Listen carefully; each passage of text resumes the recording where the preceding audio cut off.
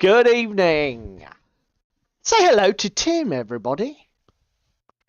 Hello, you fuckers.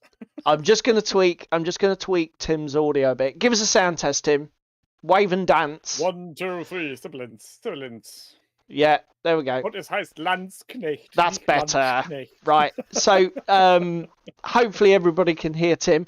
Now then, get your bingo cards out, guys. Brace yourself for technical difficulties because we're running the new PC. Everything is Hello, new. David. Hello, Pandy. Hello, Darren. Hello, Spam and Eggs.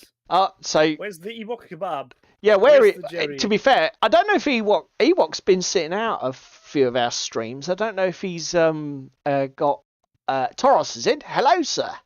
Hello, Mr. Torres. No, this is it. He's part of the furniture. Also, I'm a bit gutted. My live on air sign isn't live on air because No, I've had to move. My computer is such a big beast of a machine. It won't sit where my old micro tower used to sit, so I've had to move it, and now this doesn't now reach. you're missing a new speed lead. So I need to work out a different way to power my live on air sign. So I think Tim's pretty much. Can I make a recommendation on that? Yeah, go for it. Get one of these. A power bank. A plain and simple power bank. That's a good shout. That's how my lights on the background work. That it's one power bank powering all the lights there, because you don't need it all the time. So, okay, David's just say. Oh, Pandy isn't here. Okay, hang on a minute. They're saying they don't hear my audio, but haha, that's interesting. Or I can hear Paul, but now I'm not. Let me see. Why would that be? Because it's showing the audio meter is moving. They're messing with you. Tim's audio is very faint. I'm going to boost it some more. They're messing with you. I can hear you through. Oh, yeah, okay. We're being fucking roasted. I can hear you through YouTube. Okay. They're just pulling your leg. Hey, fuck you guys. Fuck you. I should have seen it coming. Revenge will come. You really should. Just fucking watch it. Oh, bollocks. You know, I haven't done. Also, let me set the tone of today's evening. Yeah. And put the scare level right at 9,000. We're having brown lemonade, like boys and girls. Oh dear God! Now. Right, evening. So Tim is faint. Mine is faint. I've got Tim boosted. The OBS is showing that he's sort of peaking at the same level as I am. Now maximum levels are achieved. So, you'll have to let me know if it needs boosting a bit more. As I say, his peaking is pretty close to mine. Yeah, brown lemonade, fucking. It'll never catch on, Tim. It'll never catch on. Fuck that. Fuck that noise. Did I shave for Paul? No, Paul, did you shave for me? Who knows? No, this was an accident. I put say that. I put the wrong guard on the beard trimmer. I normally go for about a 9mm, and then after 2 swipes, realised I'd got like 3mm. So it's like, oh shit. That's why I triple check when I use my trimming devices. Yeah, that must be it. It's got to come. It's just got to travel much further. You see the sound. So yeah, to be fair, this may become a permanent fixture though, because Ross says she prefers it shorter. So I mean, the chins are a little bit more visible, which is gutting. But you know, at the end of the day, I don't look like this for my benefit. It's I'm not the fuck who's got to look at me very often, do you? Sorry. You don't go outside very often, do you? Not if I can fucking help it, I don't. Yeah, so that's why you wouldn't think twice about keeping a beard short when it's getting cold and windy. Fucking It'll be hell. very chilly on your chin. Look at that, Toros. For a second, I thought it was Tim and the Mike Harding show. That's throwback, Toros. You're showing your age there, mate. Mike Harding. Fucking hell. Don't show your age on stream. This will get demonetized. Right, anyway. Germany isn't on 110 volts, Damon. You're talking bollocks. 2040. 240. 2040? Fucking hell, I'm no wonder that laptop blew your office. Must have had a fucking power brick the size of a Volkswagen Beetle. Now the problem.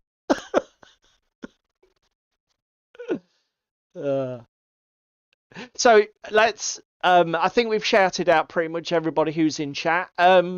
We've got Pandy, Paul from Pandy Man Entertainment. Obviously, we've got my normal co-host David there with his other half Spam, off getting pissed and being on holiday. Lazy bastards. Hello to Darren. So, yeah. Yeah. Basically think of him like the Rockefeller of little plastic soldiers, and you've got it. So Darren is working on some folk rabble, Fireforge plastics for Forbidden Psalm. Very interesting. I've heard of Fireforge before, but I don't know in what context. Do they do like samurai models or other historicals? Because I've got a feeling Jerry would know. Well, we can't. To be fair, I'm hoping that if we, as I said before, we're running on the new PC, which is significantly more capable than my last effort. One of the first things I want to look into is multi-platform streaming, so that we can maybe stream on Facebook and Twitch and YouTube simultaneously. So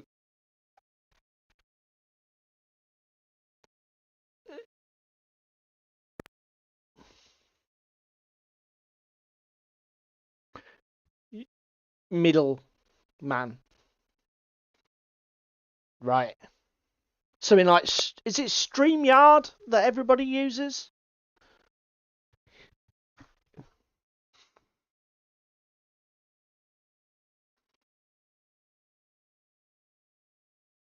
Oh, okay.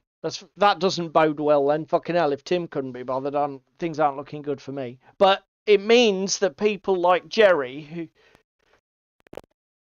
the fascist who boycotts YouTube, should be able to jump on one of the other platforms. Tim is silent. Stop it. Just stop winding me up. So Tim's not going to be hobbying tonight. So for those of you who are new to the show, welcome to YouTube land. Over the next couple of hours, we're going to follow. This time it seems like I'm really offline.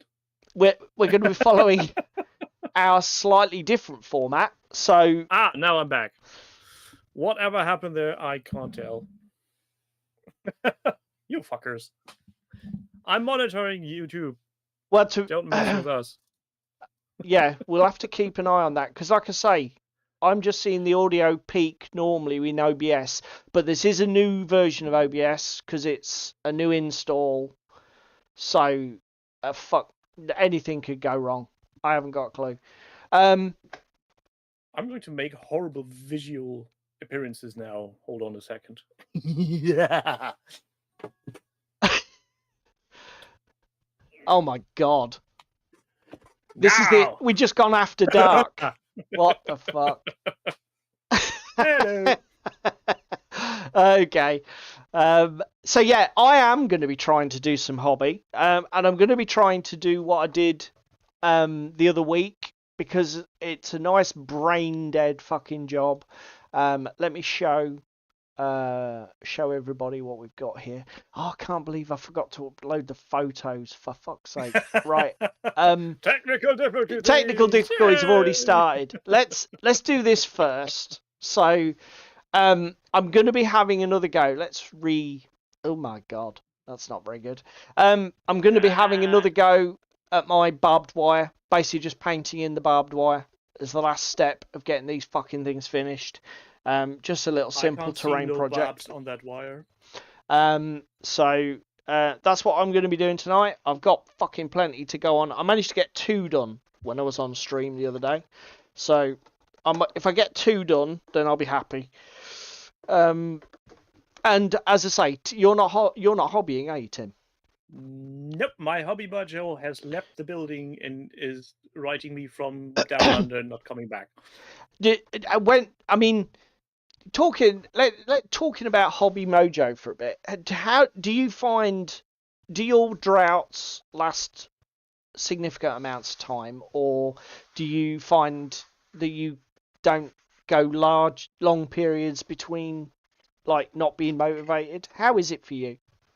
It's one and the other, depending on circumstance, and usually it's not that long.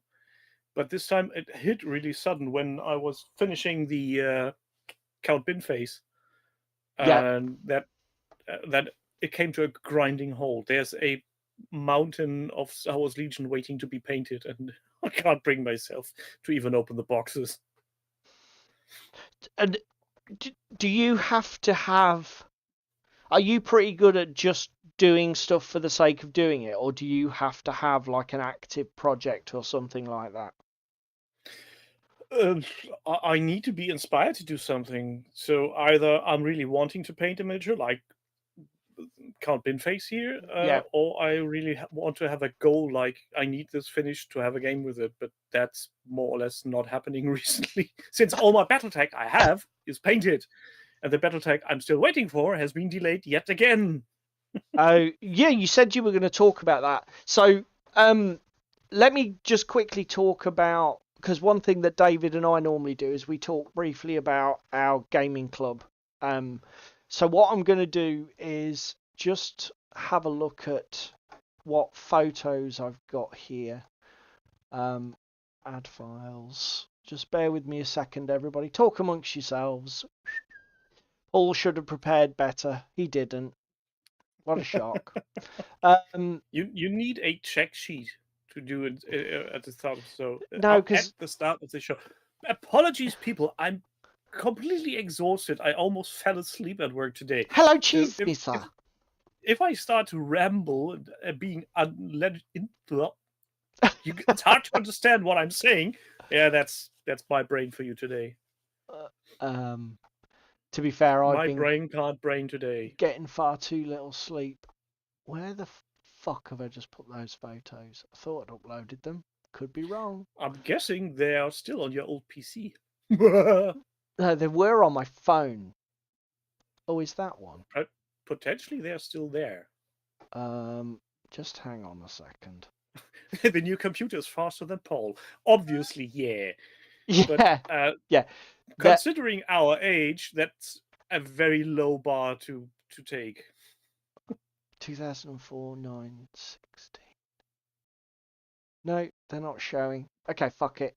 Okay. Well, without sharing any pictures, what I can tell you we did was I played a game of one-page rules with Rich, who's a guy who he's a very busy man. Flavor of one-page rules. There's an awful lot of one-page rules. We were playing Grimdark Future because so that narrows it down. Yeah, the 40k copy. Because Rich is in that situation where he's a dad to, I think, 3 kids. I mean, it might be more. And he's busy. He's got like a busy job as an engineer. So he has a lot of crap on his plate. And frankly, although his kids play 40k, he just doesn't find the time. Because every time he tries 40k, he just feels on the back foot and he can never sort of establish himself with it. So I said to him, you should I get try that. one-page rules. And that's exactly what we did. Have you ever tried any of the OPR systems, Tim? Nope. No. Okay. And it went. It went like every other game I've ever played of one-page rules, it was a total success. It was a total nail biter. He was with his son Tom, and they played 500 points of Custodes, and 500 points of Blood Angels against my 1000 points Necrons, and it ended up in a draw. And the game, like every other game of OPR I've ever played, it literally came down to almost the last activation of the last turn. It was a complete nail biter. It was so much fun. And we started, I don't know, the club starts at 6, but I don't think we got playing till well after 7 o'clock, and we were finished well within 2 hours, which, considering it's their first game ever for both of them, Yeah, so that answers one question I was going to ask you on how long that session takes. So how many models roughly is 1,000 points? Because 1,000 points is a nice number, but without any point of reference, it means bloody nothing. So basically, for my Necron, for both of us, it was 4 units. Okay, so I had 2 units of warriors, some immortals, and some tomb blades and 2 characters. They brought Again, how many models in a unit? 5, 15, 20. It was probably, my army was probably about 20 models, and their armies were much less, because Tom brought a Blood Angels Dreadnought plus a small squad of Assault Marines, and Rich bought, again, he's playing Custodes, so their stuff's preposterously expensive. He brought a character and a unit of bloody Custodian Guard. So he only brought 4 models. But yeah, it's... yeah, so... but basically it worked out as 4 activations per player, because I put my characters in my units, they ran their Dreadnought and their big, stupid, expensive 250 odd point character separate as well, so it ended up 4 activations aside. And yeah, but 2 hours playtime for a novice player seems like a good fun. Yeah, I mean, and the other thing was, it was the fact, like the last time I played Custodes versus Necrons, it was 9th edition, I think, end of 9th, and I was tabled on turn 1. Or turn 2. Yay! Don't you love the game system that even allow that? It's just, and the thing is, I was glad I was tabled on turn 2, because there was literally no point me playing, because essentially when you play Custodes in 40k, just bring anti-tank. There is no point bringing any anti-infantry weaponry. It won't do anything, and it's just, I don't understand why. Because again, I don't understand why 40k has a point system. Because it doesn't mean anything. It's utterly fucking meaningless. Yeah, that's basically the point of it all. It's you can say, yeah, we are using whatever 2,000 points and create your army, and then I see a video from that Midwinter Mini guy, and going, yeah, 3,500 points for a Titan is a bit much. Let's go down 2,000 and see if that works. It's still nothing. Yeah, I mean that's another thing. It's like there are so many ways in which I do not understand the game design philosophy of 40k. Number one, so you take Custodes, who are like 40mm bloody base models, basically big soldiers, and they're almost as durable as tanks. Then you put stupidly big tanks in the game, and it's like, what the fuck are you supposed to do with this? It's selling toys. That's what it's doing. And that's all.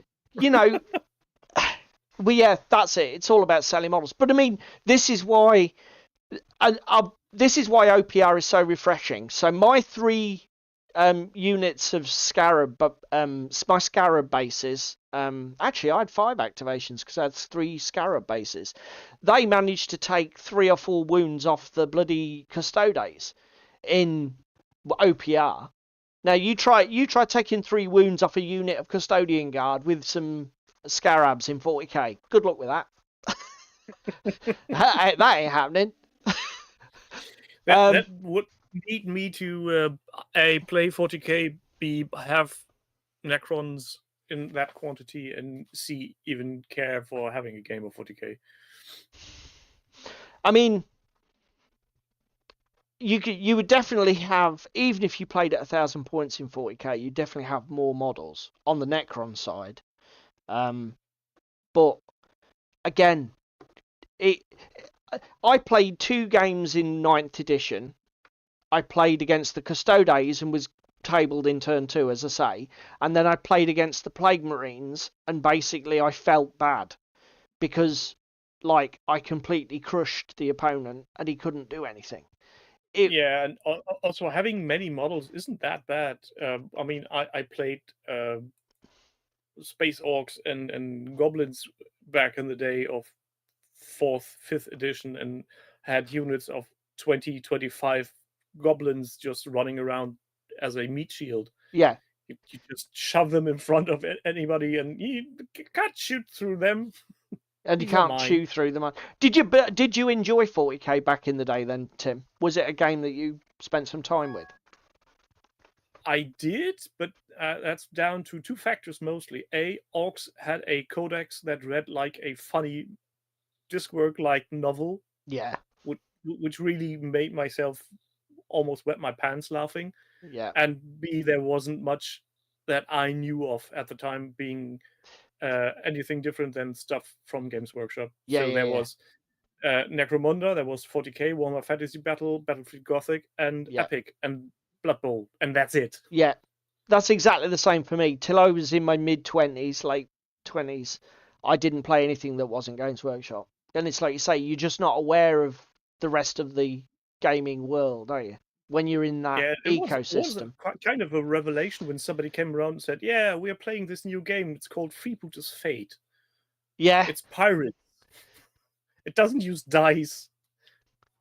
How does Freebooters Fate determine its R&D then? Is it cards? Yeah, it uses a system of bluffing and counter bluffing.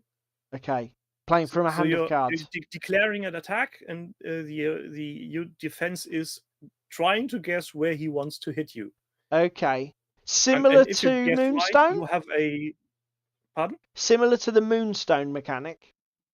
I couldn't tell because I never played Moonstone, but I had an in-depth look on the rules on Freebooters Fate. Yeah, so yeah. If you guess right, you simply have a evade, dodge, parry, whatever you want to call it. Okay. But if you guess wrong, well, you're up shit's creek because he just kicked you in the nads and you thought he would go for your head. Yeah. So you're protecting your head and the knife is going into your groin. It does have a really good rep, Freebooters Fate. Do you still play it now? Or not? I only played once a demo way back when, and it's one of those games that sits in the back of my mind for multiple reasons. And I'm very tempted to give it a proper go because I love the sculpts that Vanna Clock is doing, especially on the Goblin side. But then again, I can't bring myself to buy yet another game that I'm not going to play because I can't find the bloody time. Yeah, to be fair though, mate, this is you seem to me, because this is what I asked you when you were coming on tonight. We were sort of discussing what topic, and obviously you guys in the chat will have mostly seen it on the XLBS. I think it was last Sunday. They talked about this idea of people who can focus on games and play like a limited range versus people like Jerry who buy everything and just can't fucking stop themselves, which I'm very much like, unfortunately. But you seem to be a guy who's got way more fucking discipline where it comes to your hobby. No, I'm just lacking funds and space. That's all. If I had the space and the money, you Okay. bet your ass off I'd be buying game systems left, right, and center. Okay. But looking at a game system needing an initial investment of €100 or more in some Yep. cases just to get a base game done, Yep. comparing to there's a new addition to the game you already own coming up, and it's only half of that. Yeah, Yep. I'm going to get the other game. Nah. Yeah, no, that's fair. I'm just keeping myself out of the debt. No, they don't pandy, but it's only £40 a year or thereabouts. It's not. It's Well, very you can reasonable. always get a trial membership. Yeah, that's true. And if you got a trial membership, let's say you have a week off, get a trial membership for that week and go ham on the last 4 months. Yeah, I mean, to be honest with you, the only thing that I watch religiously is the XLBS, and I think it's worth the £40 a year just for that. A month, not a year. What? That's 40 quid I can spend on my wife. Well said, mate. Oh, great escape. If your wife is listening, blink twice. If you need help, raise your hand. Need an intervention. Right. So yeah, yet again, I'm going to recommend that people play one-page rules in their systems. Certainly, if you've got a 40k model collection and I've had up to your fucking eyeballs with that game, it's because again, it's an absolutely effortless way to get toys to the table and get some value out of them, for fuck's sake. Now, I have got models galore from way back. I think I was about 3,500, 4,000 points of orcs. Yeah. And I'm not talking vehicles. I'm talking guys with guns and choppers and everything. Also, you have bought a base box, so you obviously have Spacke Marines. And somewhere up there is a weird box that's called Indomitus that still needs to be painted and built. And so I've gotten... What was the one before Indomitus? I've got that one, I think.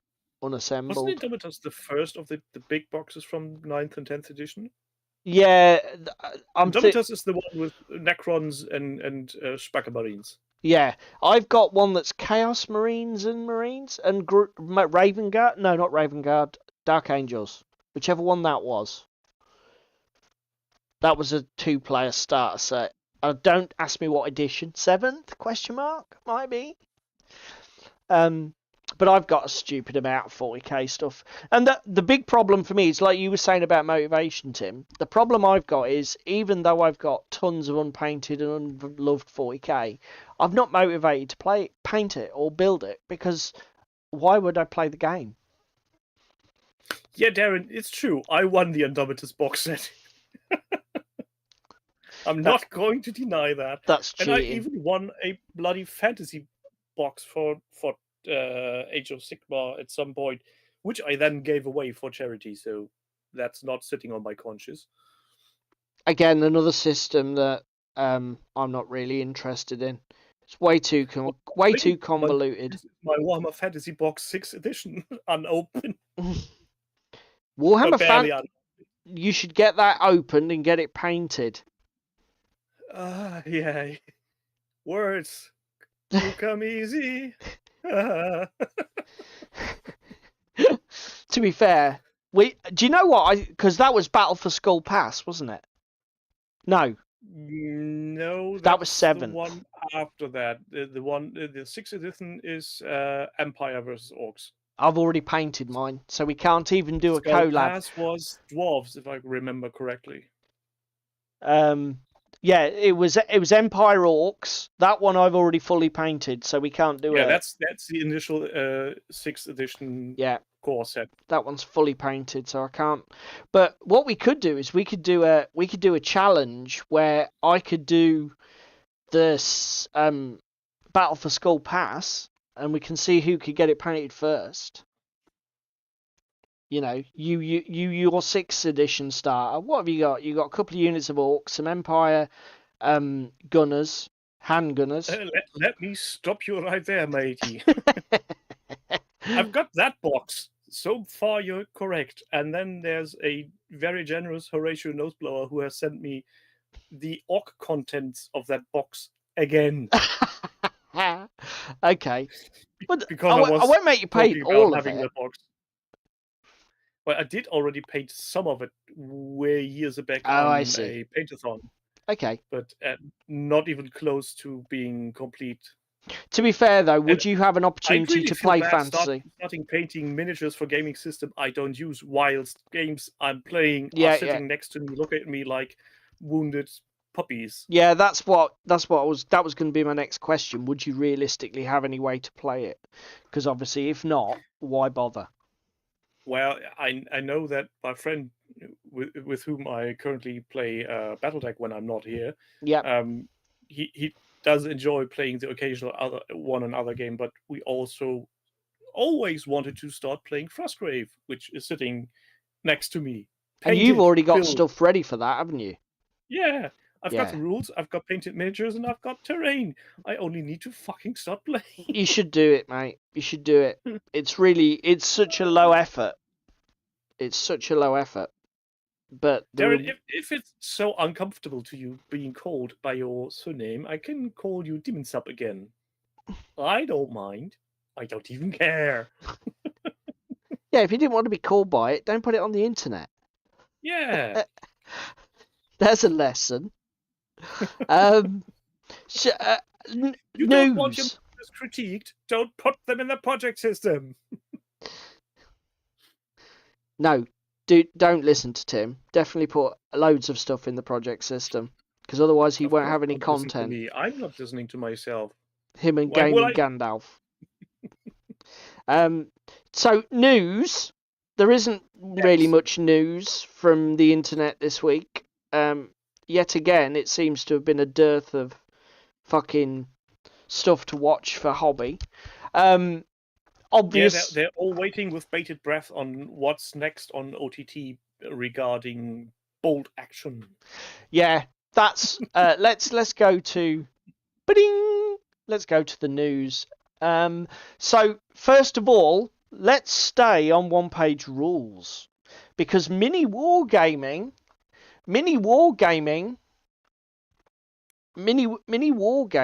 finally did an OPR video.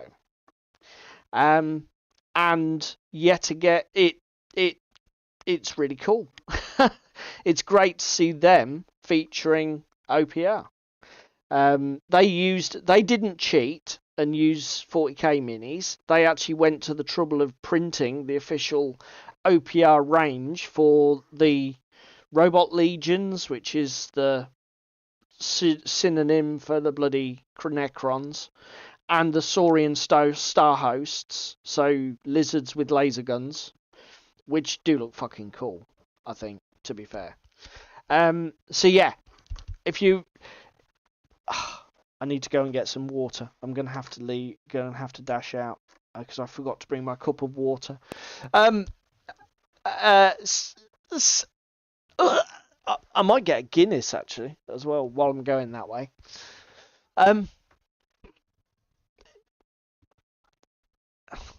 Technical difficulty? No, this is just counts as fucking incompetence, I think. Yeah, we won't put the technical moniker on it. So yeah, brilliant. Go and watch it.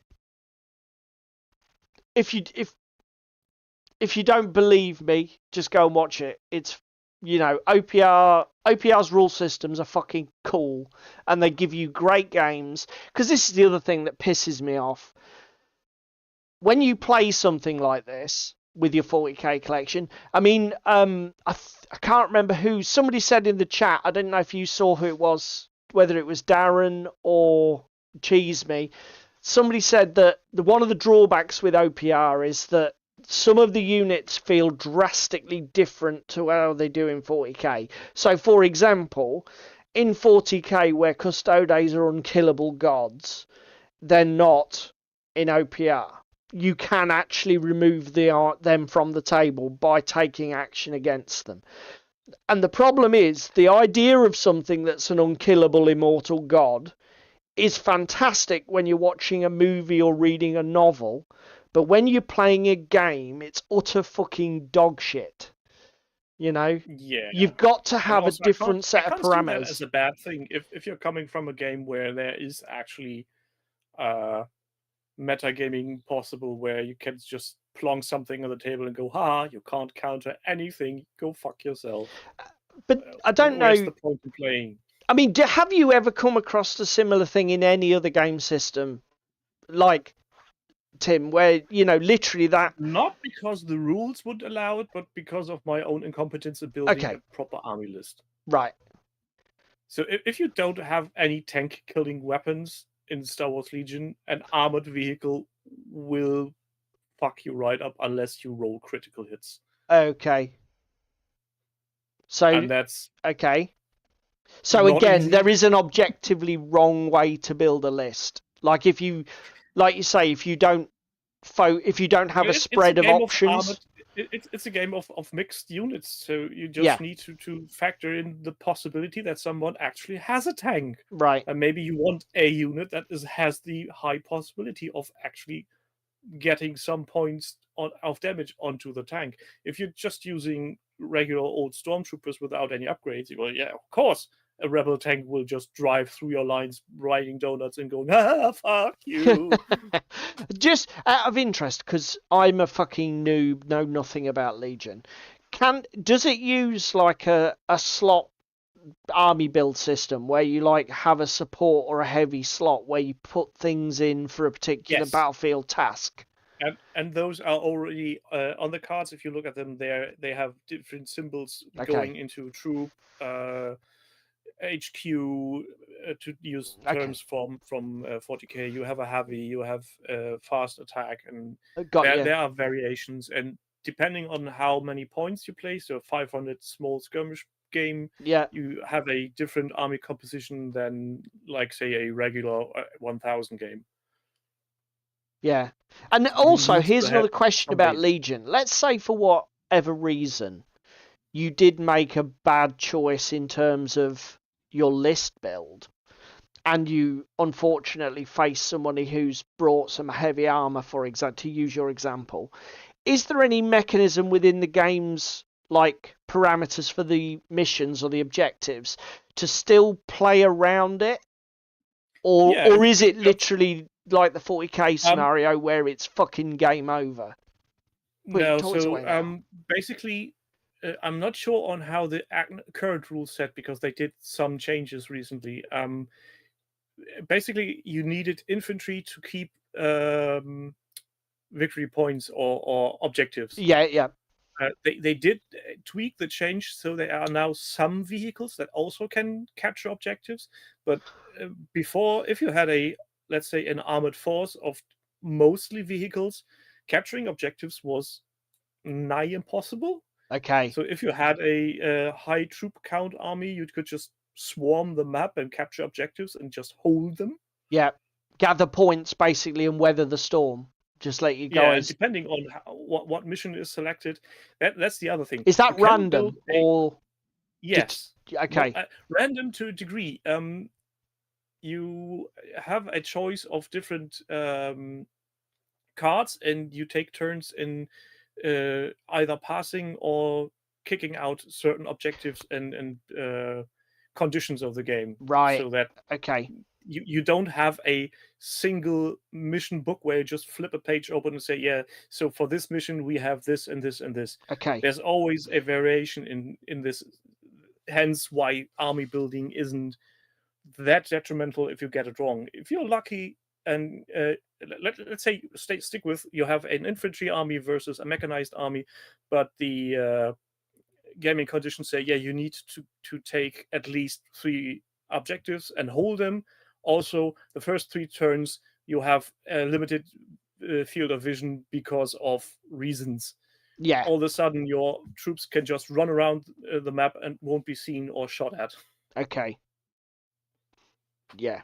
And again, because that's a mini game, if you're that player, you can focus on keeping those missions alive when you're selecting and bin other things. Yeah, Is that you start with building your army list, yeah, and when you're starting to play the game, you're starting to build the mission, for lack of a better term. Um, at that point, you know what the strength of your army is, so yeah, you tend to go to choose things that are favoring your own victory conditions. yeah? See, again, simple. It's a simple game design sort of lever to give the players to get around what could be janky mismatched nonsense. This is where I despair with 40k, because they must have, they're the biggest fucking, Games Workshop are the biggest company in the world. They've got 10 million employees. What the fuck is going on with their game design team? Why are they not the best people in the world?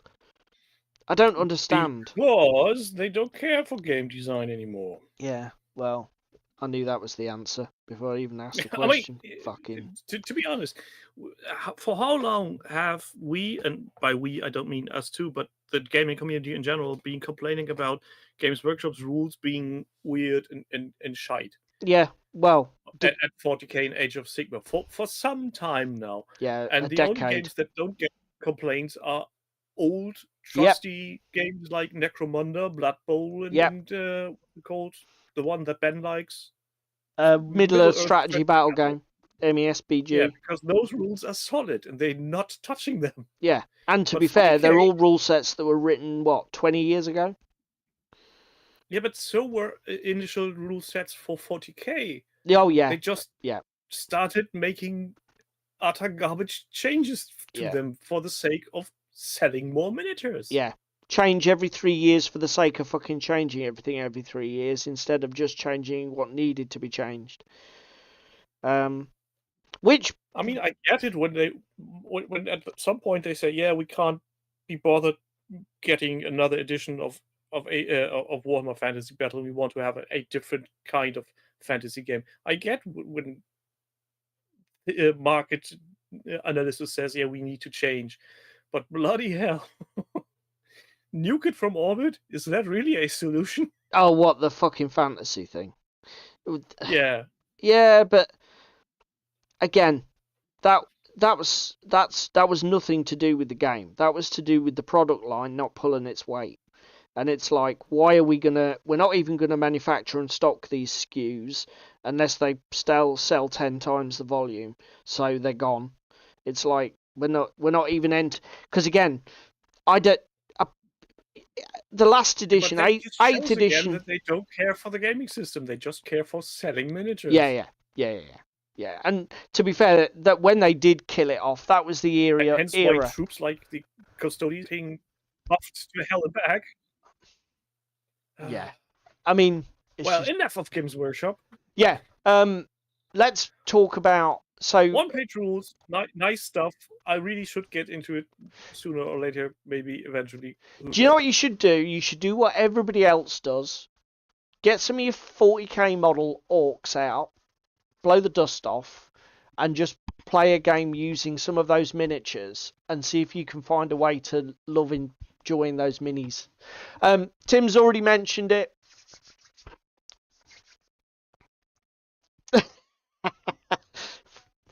Fuck. Yeah. Obsessive bastard. Right.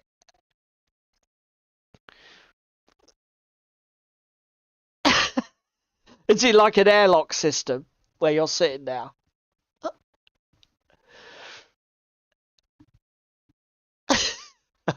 Right, so Bolt Action 3rd edition, talking about games that don't do editions just for the fucking sake of it. Was it 2016? It's been 8 years. We've decided to have an update. Tim's already mentioned it. On Tabletop are having a Calvatori.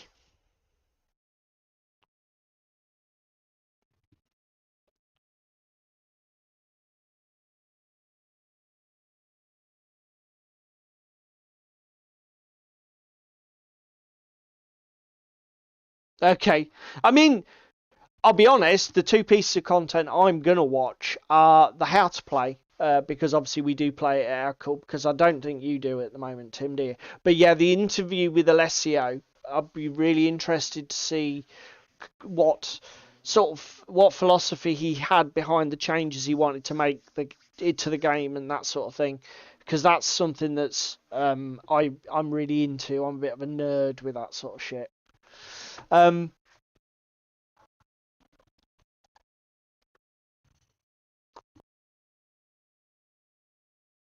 Ooh, that's a shout.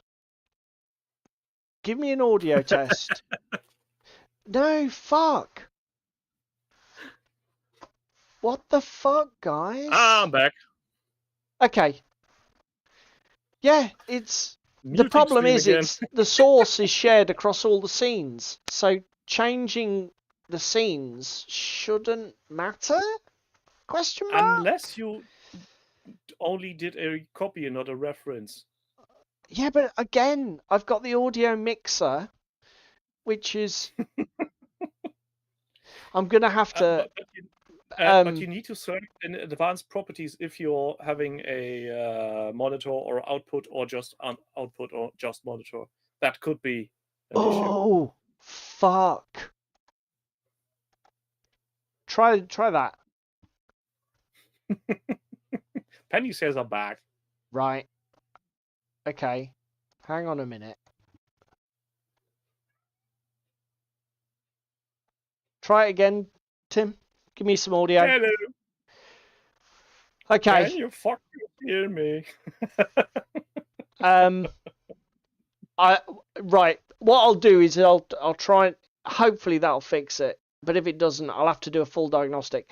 To rerun the last few minutes, I was just saying, if you're going to watch anything on OTT, watch the how to play and the interview with Alessio. And Tim was just saying how he did watch the interview with Alessio just before stream. But yeah, bits of it, and I can't remember on how much he said, how long ago the last rule changes was. I think he said 5 years or something. Could be more. I can't remember. Yeah.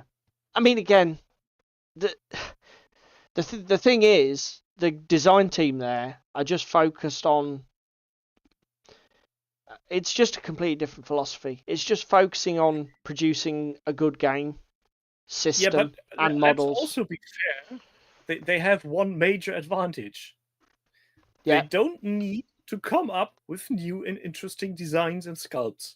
It's a true. Historical game system. They have a limited selection of stuff that was. It's not a weird war. It's not a fantasy war. Yeah. It's bloody historical. But the other thing as well, Tim, that feeds into that is that because everybody in his donkey can make those sort of things online, can make those miniature ranges, there's so much more investment in the rule system, isn't there? Yeah, they know that they can... Selling miniatures for bolt action is an additional stream of revenue, but I'm guessing as long as they keep the game system on point, yeah, make a proper value proposition on miniatures, yeah, they'll be fine. Yeah. And if somebody wants alternative models, or somebody has a let's say character model that they didn't have made yet, already done, well, who cares?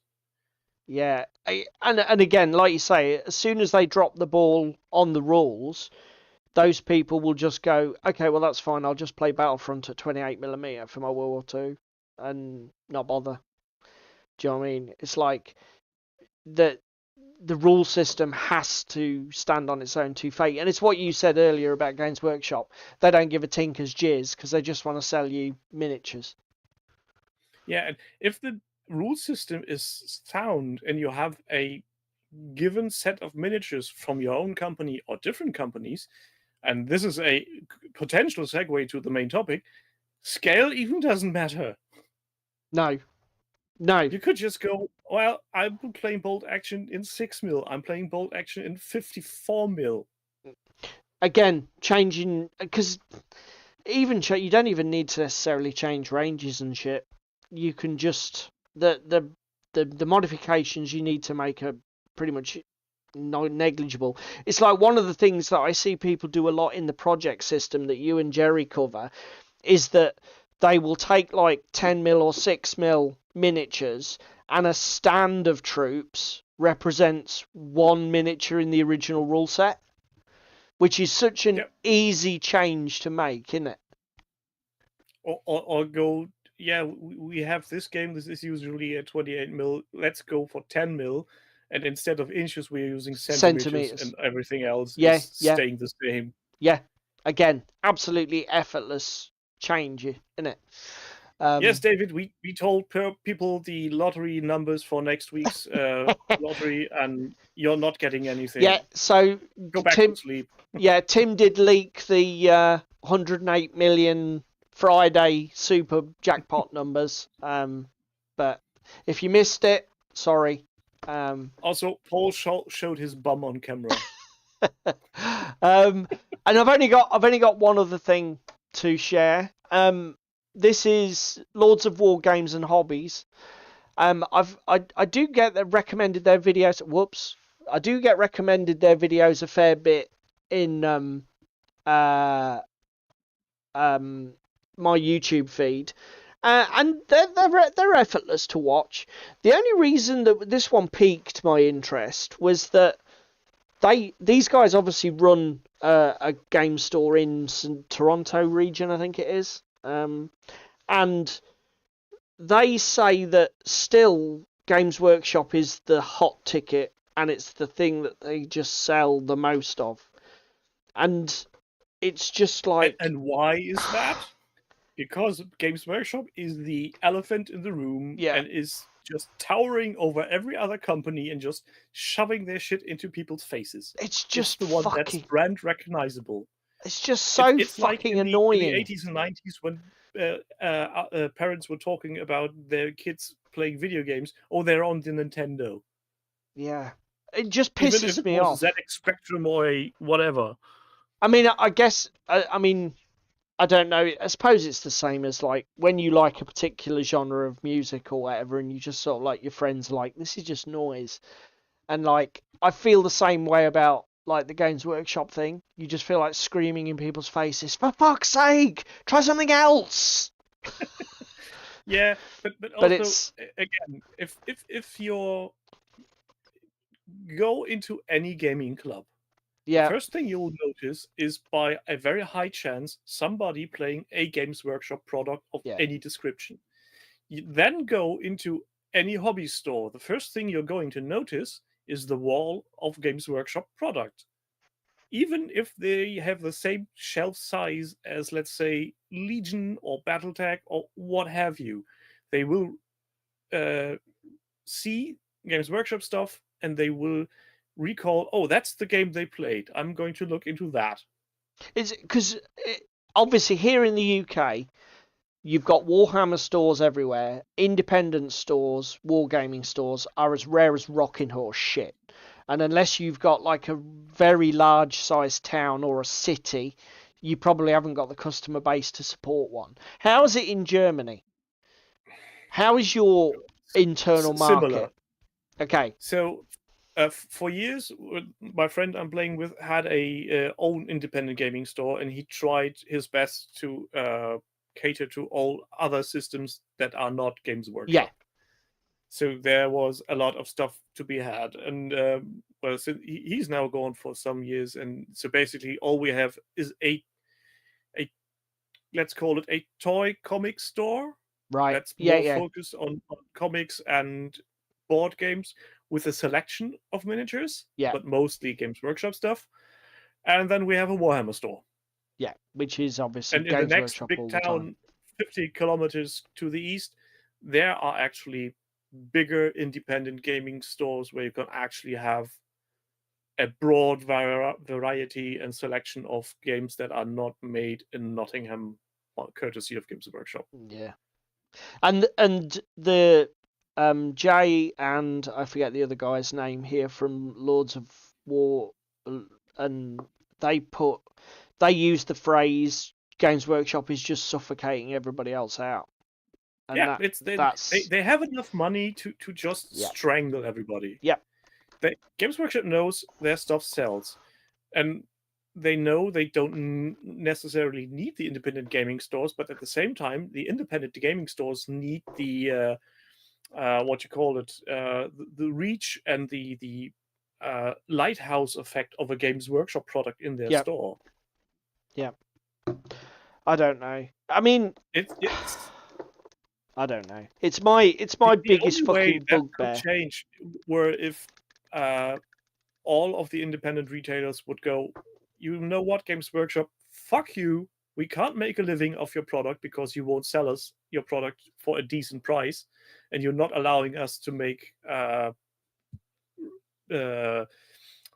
sales and cut the selling price to have people actually buy the stuff. We are not going to stock your stuff anymore. Yeah. But that would have be a coordinate move from multiple medium-sized independent stores, and letting alone the word. And the key there is it's coordinating independence, isn't it, Tim? Yeah. Which is virtually impossible. Games Workshop has grown so fucking big, it's hard to fail. It's like in every other industry, if you have a market leader, getting rid of that is hard. See Facebook, see Google. Yeah. I mean, to be fair, I can see I mean, at the moment, I think they're still doing quite well, but I can see a scenario where their games are really becoming quite toxic for new players. They're actually very difficult to grasp and get into. The price hikes are getting preposterous now. Yeah, but again, that's something other companies have tried before them, and yeah, as long as they get away with it, they will keep continuing doing that. Yeah, but somebody made a comparison. Said, yeah, if Games Workshop starts selling miniatures that are costing thousands of dollars per miniature, as long as they make the same revenue, they don't care that only a handful of gamers can afford them. Yeah. They only are interested, for the most time, in the bottom line, what actually stands beneath the dotted line where everything is summed up. I think there might be people inside every company that do care for community, do care for game, do care for having fun. Yeah. But a venture capitalist company cares only for one thing, and that is money. Yeah. Yeah. And you can't fight that. And the weird thing is exactly that mindset, when it's not there front and center on independent games and independent stores, is hurting them, because they try to be friends. They try to make ends meet for their customers, hurting themselves. Yeah, trying to point the value options. If I have a company that's not selling bajillion plastic models, but only, let's say, 200 metal minis a month, I need to make a living out of that. These metal minis will be expensive, and I can't make them cheaply or make them less expensive just to know that 2 or 3 more guys will buy them. This balancing of is so fucking hard. Just to taking what Darren's just said there, because it's a good point. I mean, I love Peachy's channel, and I think it's great that he left the painting phase because it was GW focused and it wouldn't deviate from the YouTube algorithm. And he basically said, I'm going to go it alone and fuck it. And he basically covers, I mean, he mentions Warcry Fire quite a bit because he likes Warcry, but he's done Silver Bayonet, Frostgrave, he paints a lot of Crooked Dice miniatures and TV spin-offs and stuff with nostalgia and character. Do you think... Go on, what are you going to say, Tim? Here's the thing. Peachy comes from a point of high visibility. Yeah. He left Games Workshop being known to be a high-level page of Games Workshop. Hence, that's why the painting phase had such a boost in subscribers. I see what you did there, Crispin. I see what you did there. And now he's doing his own stuff. And yes, he does rightfully so, enjoy different games. But if you listen to him talking, he did so even at Games Workshop Yeah. whilst playing historicals Yeah. with too thin codes. Yeah. Play Napoleonics with the other guys there and all that other shit. So he was already aware, but company policy kept him from talking about it in public.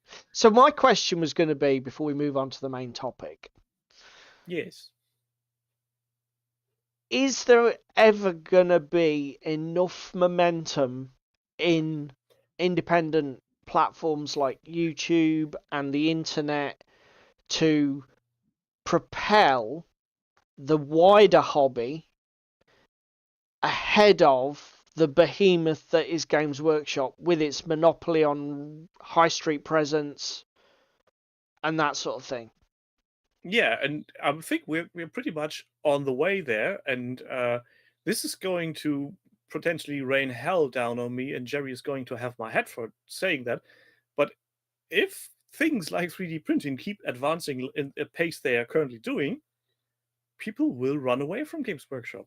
You think? If you look at some of the modelers that are selling 3D models for grimdark games, to keep it broadly speaking, some of them look more 40k than 40k does. So, David, Tim, are you feeling okay? No, David, I'm really feeling sick, and I'm almost being sick in my mouth here. But I never said That's I would never get interesting. a 3D printer. I will have a 3D printer if it works the same way like the replicators on Star Trek do. Yeah. If I push a button and the miniature comes out and everything is fine, that's the point where Games Workshop will actually have big problems. Currently, it's So still you think too much it'll be hassle to 3D do. printing? It will be something along those ways. I'm not sure if it's going to be 3D printing, but the 3D printing and stuff like one-page rules shows there's a demand. People are willing to get stuff. Hello, Ewok. Hello, Mr. Kebab. Yeah. Cheese me. It's not just the hardware that needs to be plug and play. Yeah. It's also models. Yeah. If I buy or download a model, I don't want to start using a slicer, adding supports, doing shit all. Yeah, checking for islands, blah, fucking blah. If we get to the same levels of comfortable use as we have with ebooks, I go to my store of choice, say I do want that sculpt, send it to me, I get a link, I download a file, I put it in my whatever device it is, and all there is after 5 minutes is a miniature. Yeah, it's effectively the same amount of work you need to print a PDF through your laser printer. Yeah, I just download the PDF, I say, print that fucker, and there I go. Color or black and white, landscape or fucking portrait. If I want, done. I can make it a little booklet, I can put it in a binder, or have just loose pages. But again, it's a simple single-click UI, isn't it? Yeah, the ease of use must be there. As long as there's so many hurdles keeping me from having a decent end result, I'm not going to go there. Yeah. It's a hobby in itself. Yeah. It's like saying, you could just model your own green stuff miniatures. Of course I could try to model my own green stuff miniatures. But fucking hell, will I have the time for that? Nope. I'll be honest. I know you're obviously much more techie than me, Tim, but just swapping my base unit on my PC and then having to transfer across a hard drive and not having had to do any of that shit for decades. Immediately I was like, I'm so glad I don't have this as a hobby. Do you know what I mean? Upgrading PCs and keeping on curve and fucking about. It's like, nah. That's a pretty good, what do you call it? Analogy? Comparison. Yeah, analogy, exactly. You can go buy a box standard PC, just plug it in, and off you go. You don't need to transfer all your files physically with the hard drive. You just plug it in and do copy paste. To be fair though, so like the Google and the Microsoft services that now set up your PCs like the phone companies have. I mean, I was amazed at how good Microsoft's one was for this. It literally just said, "Oh, do you want to transfer all of your stuff across?" I'm like, "Yeah, okay then." Yeah, and it just fucking installed, like, the desktop was the same. Admittedly, let's not go there because there are some trepidations, and that's not the correct medium, I think. yeah. I know that you're a bit anti the Big Brother No, stuff. it's because if we start to talk about computer hardware, software, and stuff, we'll be here for ages. Oh. So that's why not do it. Fair enough. Yeah, don't go down that route. That route lies madness. I mean, to be fair though, that's really interesting, mate. Because I wouldn't. I'm more cynical about 3D printing, I think, than you. While 3D printing is a fantastic thing, I didn't see that it might be something that breaks our hobby open in quite the same way. But that's really interesting. To be fair, when it started getting major traction on mainstream, it still was much a thing for tinkerers and builders and makers, and not for a hobby.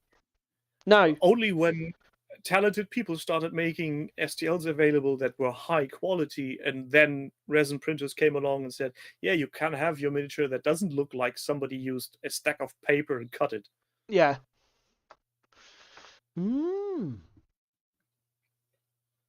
Anyway, let's move on to the main topic.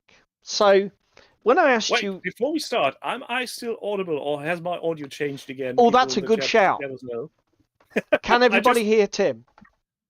Let me check. Am I still audible? And we're waiting for the replies. Can everybody hear Tim? Don't talk. Stop fucking talking about all that other bullshit. Just tell us. For fuck's sake. What's the point? They can hear me. Excellent. Right. So, scales. Yes. So when I asked about topics, lizards. When I asked about topics, this was what you suggested, sir. So, I mean, we had touched upon this a few months ago, I think it was. So let's start at the beginning. So obviously, for those of you who are watching in YouTube land and have got no fucking idea what these two idiots are talking about and have been talking about for the last hour. What are you doing here? B, welcome. C, fuck off. Can you find nothing else to do with your fucking time? You know there's porn on the internet. You don't need to watch it.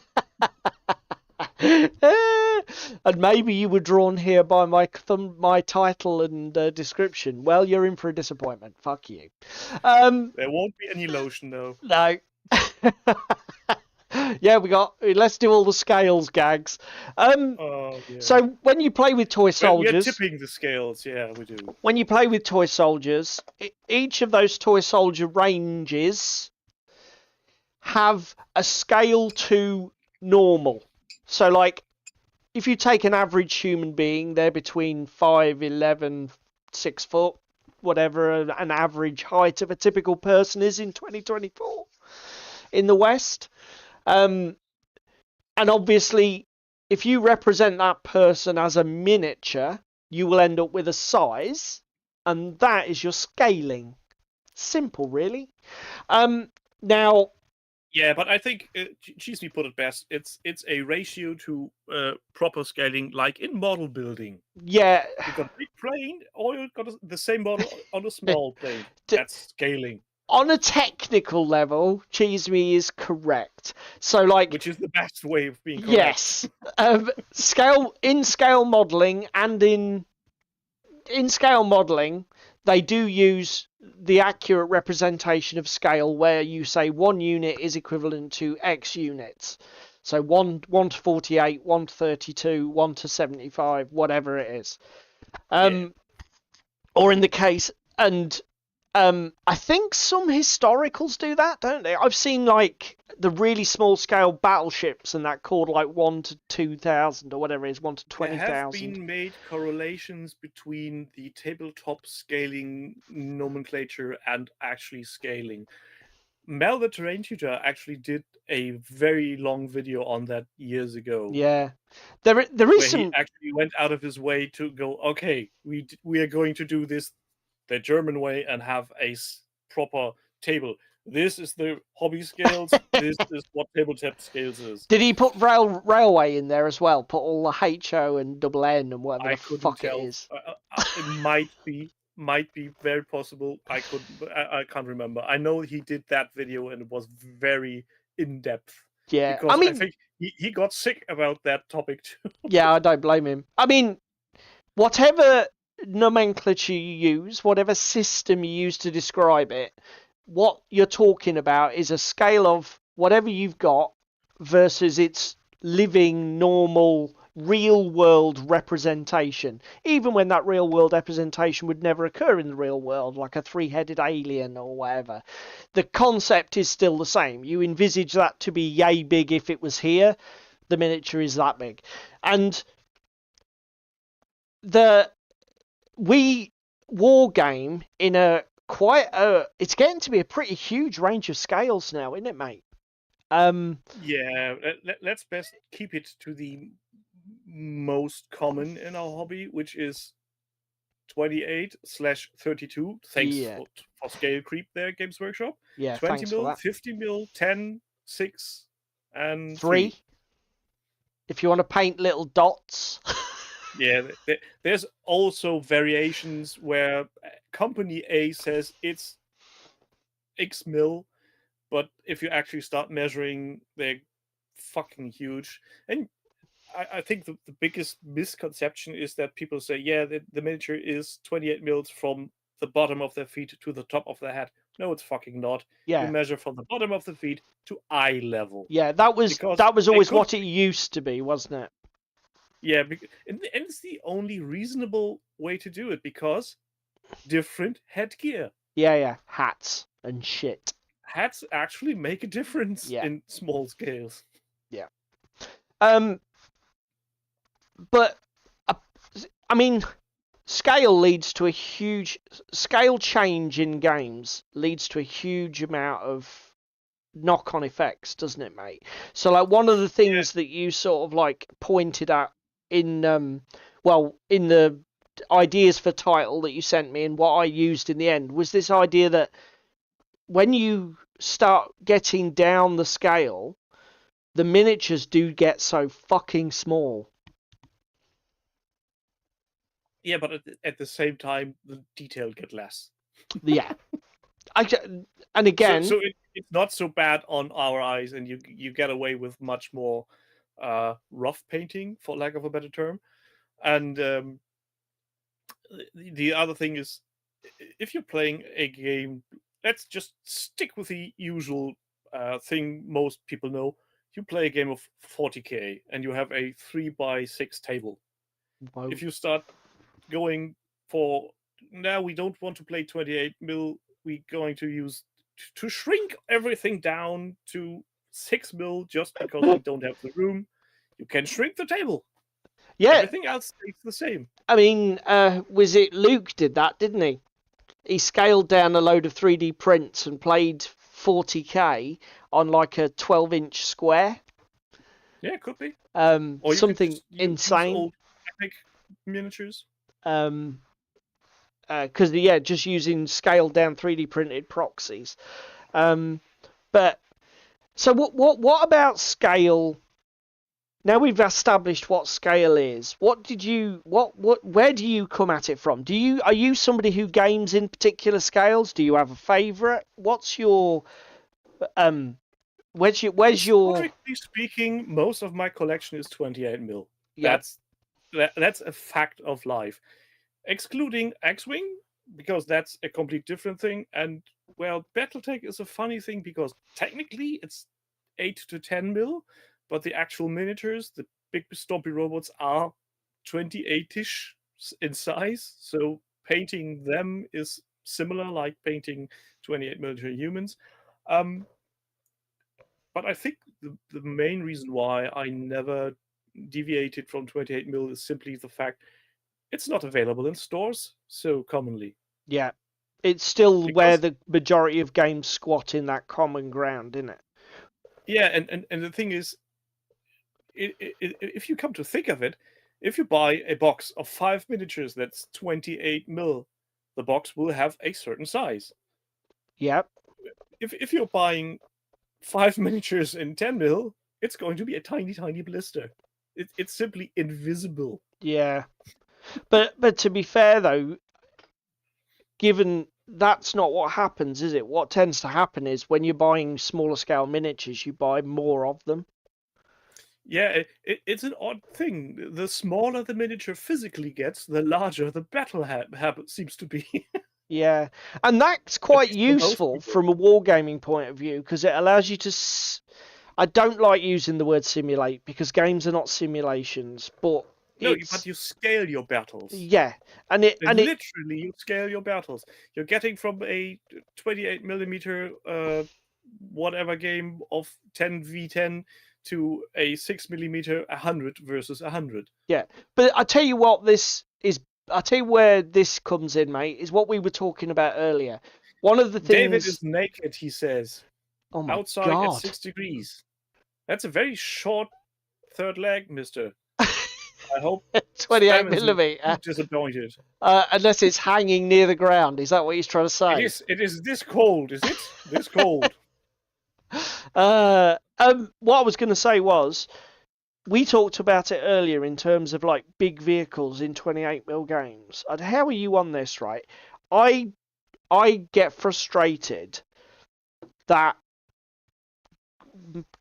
manufacturers who do these 28mm games want to bring in these massive titanic assets that dominate the entire battlefield, because it seems to me absolute ignorance of what your rule set is going to be good at. Well, it depends. Let's go back to the example I had earlier with Midwinter Winnies with his ginormous Titan.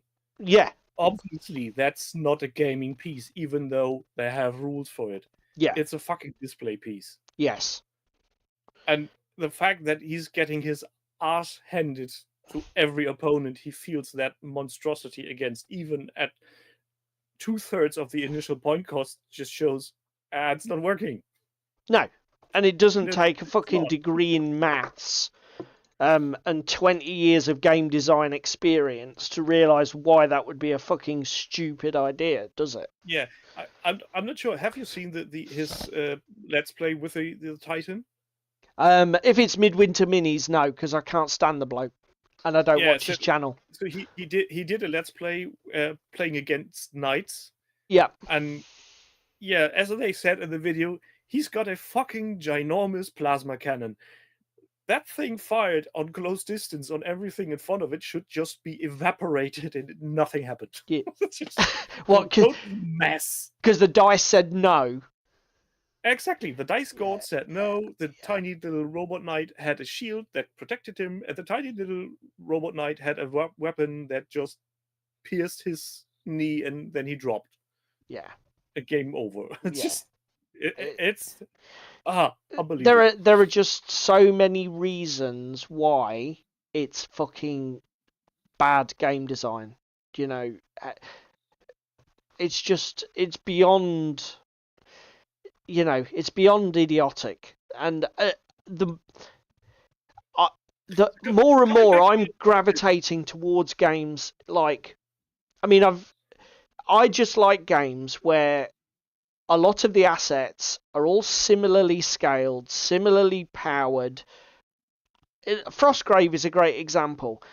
It's very rare the only time we've played Frostgrave with that sort of asymmetric thing going on, we played a dragon scenario where there were 3 warbands all attacking the same dragon, and that just about worked. It was actually quite a fun mission. If you remember way back when, I'm sorry for defaulting back to Games Workshop example, but when they did Armageddon, They used units that were just silly in size and scope and power, but at the same time, they massively increased gaming space because they said, yeah, this gun is firing to that table over there. Oh, yeah. Again, this. Have you ever? Did you have that period in your life where you wanted to play like 5,000, 6,000 points of 40k games of 40k that lasted 2 days? Nah, never. I went through it when I was in my teenage years. That phase of my life has been consumed by playing video games on LAN parties. Yeah. It's something I'm never going to go back to. It seemed great. It seemed like a great idea when I was 15, 16. Now I just know it would be hellish shit. So I'm not going to do it. And to be fair, when you're 15, 16, 17, or even 18, your stamina really holds up. Let's be honest here with ourselves. Well, yeah. We can't sit down at the table for 4 hours. That's true. And Before not start complaining about back pain and having to go. Somebody wake Paul up. It's his turn. Exactly. Fucking hell. Falling asleep while keeping parts together, waiting for the glue to set. So, I mean, it's probably the same for everybody. I play Drop Zone Commander, which is 10 mil. David always corrects me because I get it wrong. I think Drop Zone Commander's 10 mil. I have played Epic 40k back in the day, although I've not played it since it's been dead, which is 6 mil. I think pretty much everything I play other than that is between 28 and 32. Batman's 32. Matlafoe is about 32. And some games just don't lend themselves to scaling. Let's look at Marvel Crisis Protocol. Yeah. It's fictional characters that have varying degrees of body size depending on what comic you're getting. Yeah. So, fuck it. It just needs to look roughly right. Yeah, but and also the overall scale is more closely to 40 mil than anything else. They are a little bit oversized. But the other thing is like, although it doesn't really matter that they're a bit bigger than all of the other games, everything is similarly scaled. And there aren't... Yeah. I mean, Hulk is a pretty powerful model. What is it? Thanos? He's also a bit bustedly powerful. But most of the other stuff, they're all... Again, it's got a very flat design. It's got a flat but flexible design. I really like Marvel that I've played. I don't own it because I'm not massively into the Marvel Universe shit. But when I've played the game, I've enjoyed it a lot. Yeah, and then there's the difference between do you want to make your miniatures look cool or realistic? So I've got a box full of Keltos miniatures sitting in my closet, which look cool in my opinion. But if you were to scale them up to human size, they would look like Arnold Schwarzenegger on the triple dosage of steroids. Right, yeah. So that wouldn't go well. On the other hand, you look at Star Wars Legion miniatures, they might look a bit wimpy compared to other miniatures, but they're more true scaling. Yeah. But again, that's probably because the designers are drawing their influence for the designs from either real film footage of actors in costume or video game assets, which are much more realistically scaled. And because that's informing the art direction, that's why you're getting miniatures that look similar, isn't it? More or less, I guess. Yeah. Yes. But the main thing, what I'm interested in scales, and I was coming back to the funny bit when Jerry is going mental about what's the correct scale for Billion Suns. That you potentially can play every game on every size of miniature you want. Yeah. The problem is you need to find opponents who think the same level of scale. Yeah, I tell you one I tell you one area where that's come up for us, and it hasn't been a massive issue, and I have to be so grateful that I play games with people who have got such a positive attitude towards gaming. Our current Frostgrave campaign, I'm using those Dungeons and Doggos dog.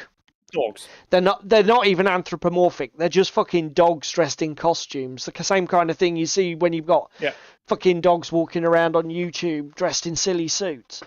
And obviously, because they're dogs, they're tiny compared to like standard human-sized miniatures. But my opponents have never said to me in Frostgrave, "Oh, they're a bit small. Can't use them."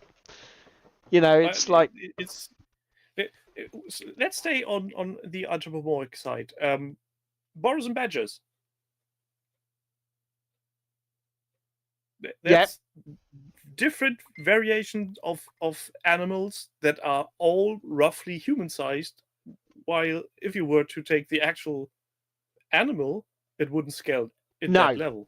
No, they would look totally. It would look totally wrong if you would make them proportionately scaled. I mean, one of the ones that always jumped out at me was some of the birds, particularly. I think there's a kingfisher model. Now, if the kingfisher was in scale with the otter, it would be like 6 mil. Yeah. It'd be fucking tiny. Or any of the birds. Yeah. To be honest. It just wouldn't work. I mean, again, even some of the mammals, the mouse I've got dragging a sack, he's virtually as big as a dog. It's like... but they're still reasonably sized to each other, and they're not animals, they're anthropomorphic. That's why it works. And also, but your doggos are doggos in costumes. They are fierce and can be cruel, but they are still just quote unquote just doggos. Yeah, and that's where game design is dictating what the sculptor does, not any sort of like other agenda. You know, whether that be simulationism or realistic look or whatever. It's like these gaming pieces have to be practically functional to play the game I've designed. So, hey, everybody's going to be between 20 and 30 mil tall. With the exception of the massive bear model or the special... Because he's done... I think... what's his name? Michael, isn't it? Michael's done like a big resin bear, is it? Somebody correct me if I'm wrong. I think it's a brown bear that's like a fucking huge centerpiece model. That's like a giant equivalent. I knew Darren would know. Darren will tell us in a minute. Let's take a look at scaling from a different perspective. We until now we have talked about games getting smaller in scale but larger in battle size. You can keep those things in scale. So let's stay with Frostgrave. Your normal game of Frostgrave is on a 3x3, I think. Yeah, basically. So imagine you're taking the same amount of miniatures, but you go with 6 mil. And then you can just shrink your gaming board and have a travel Frostgrave. Yeah, which is exactly what Luke did with his...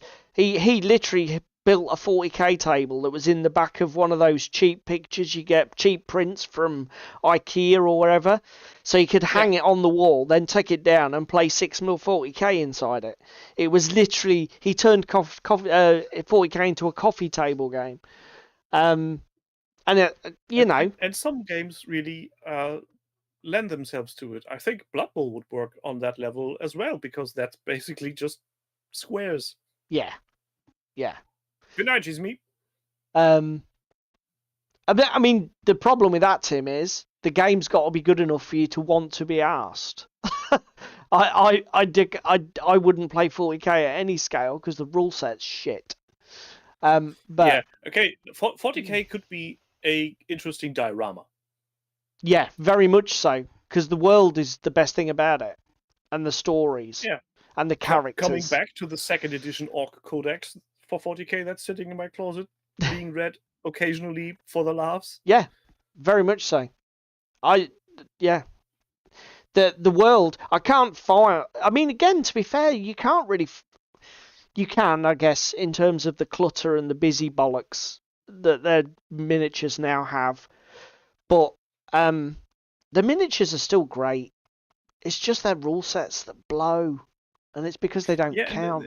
Night cheese me. The weird thing is, I'm always bashing on Games Workshop, and most of it really comes just from the point of you gaming systems are fucked, and why don't you bring back the games you were set out to do? When they did Legion Imperialis, and everybody was thinking, oh, they're bringing back Epic, and they didn't. They just made a weird robot battle game. Currently, I'm reading the old Warhammer novels. I'm reading Gaunt's Ghosts at the moment, and I'm enjoying them because it's great story writing, great characters, a horrible universe, but it's so written in a way that you can actually immerse yourself in it. And then you have a gaming system that requires you to wait half an hour for your opponent to be done. Yeah. Which is, and again, the problem is they're married to it. They will never slaughter that sacred cow of the I go, you go. It doesn't matter how many people reiterate it, like firefight or one-page rules, and actually show them that objectively it's just better. In any game where you've got huge amounts of firepower just spraying death, having one side go completely before another is such a bad idea. Yeah, especially if you have no way of reacting to anything. That's something that's a thing that I really like about BattleTech. Even if your mech is shot to pieces in a turn, that turn, if you have set to be attacking somebody, you still get your attack. It's happened simultaneously. You're not just getting wiped off the table. So you'll have to educate me because I've only played one game of BattleTech ever, and I can't. It was at a con, so I can't remember pretty much anything about it. So it was potentially not even BattleTech. Yes, I think it was the Alpha Strike variant because I don't think did we were it have on hexes? Yes or no? I don't think so. He said without a great deal of confidence. Did it have proper terrain? It had proper terrain that I think then it was potentially more Alpha Strike, but yes, that's neither here nor there. Do you ask your question? So, is it alternating activations in BattleTech? Yes, it is. Okay, but it's also random to a point. In because what at the way? start of every turn, it's determined who goes first by the roll of dice. Okay. So you're rolling a 2d6, and the one with higher dice goes first. But they'll only go first with one miniature. Sorry, I'm talking bollocks. The one with the higher dice has the initiative, but the other one needs to go first, so the higher rolling party can react to your movements. Okay. Because then it's all in phases. You've got your movement phase, then you have your shooting phase. Got you. Right. Okay. What's the other fucking rule system that breaks it down by phase? Oh, help me. Somebody. Legion has a you go, I go method with random units. Maybe I'm thinking of Epic. Because Epic used to be everybody moves, everybody shoots, everybody fights, alternating within the banded phases. I thought there was one I'd played more recently that was the same shit, but I can't remember. One-page rules? No, one-page rules is discrete. You operate your unit, you do everything with your unit is done effectively unless it gets attacked. So is there a reaction system in BattleTech? Like, you can react, shoot, and that sort of thing?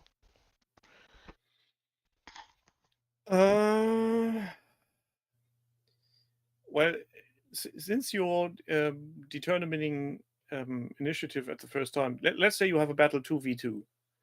So you lose your initiative roll and have to move your mech first. You choose one mech of your choosing, Yeah. and then you move it.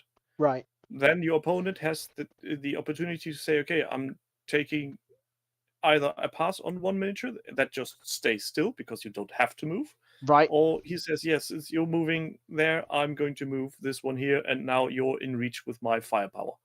Right. So there's tactical decisions made in every turn, and when everybody has moved, firing is declared. So you choose what target you want to fire, if you want to split your fire, what weapons to use. I mean, because I can't believe we didn't. BattleTech, you also need to keep an eye on your heat sinks, because firing weapons generates heat, and if your mech gets too hot, it shuts down. Yeah. But that's sort of like, that's more of a mini game that you're playing with yourself, is it? In terms of operating your mech. Especially the first turn, usually, if you're not a total dumbass like I am, you manage to stay out of your opponent's weapons maximum reach. So the first turn usually is just walking towards each other and trying to set up firing ranges, if you will. Yeah. So BattleTech is your smallest scale game? That and X-Wing. Oh yeah, I suppose X-Wing is both 6 to 8 mil, depending on how you measure it. Yeah. And do you have a preference for a particular scale, or do you not really care as long as the game suits the scale? Is that a thing? Is that part of the game design? If the game suits the scale, it's a good design. Yeah, I think it is, because Frostgrave works best at 28 mil, I think, because it's a joy to look at and you have individual movements. Things like Armored Clash and Legion Imperialis and Epic and what you all call those little tiny ones, since they are massive armies, they work best at a smaller scale, I'd say, for me personally. As in smaller scale. Yeah, and there have been games of BattleTech at a large scale at conventions, because some loonies have made BattleTechs 30, 40 centimeters in height. Yeah. So going massively over scale. That's fun for an evening. It's not practical. Yeah. Yeah. So basically, I like games I can fit on my kitchen table. Yeah. So if I have the ability to play a game on a 3x3, I'm fine with it. And the scaling of the miniatures then caters to what kind of game I'm playing. Do I play a mass army game? I need smaller scale. Do I play a skirmish game? I can play larger scale. But are you all? I mean, again, for me, the other thing that is a massive factor for me is that the game itself needs to feel appropriate for the scale. So, like, if I had a 6 mil war game where it was really granular and we were like removing little strips of 5 models and shit, that for me would be a fail, because I'd just be like, why am I not doing this at a more friendly scale? You know, why am I fucking micromanaging all this bullshit when I'm playing with forces this size? Do you have that? Potentially.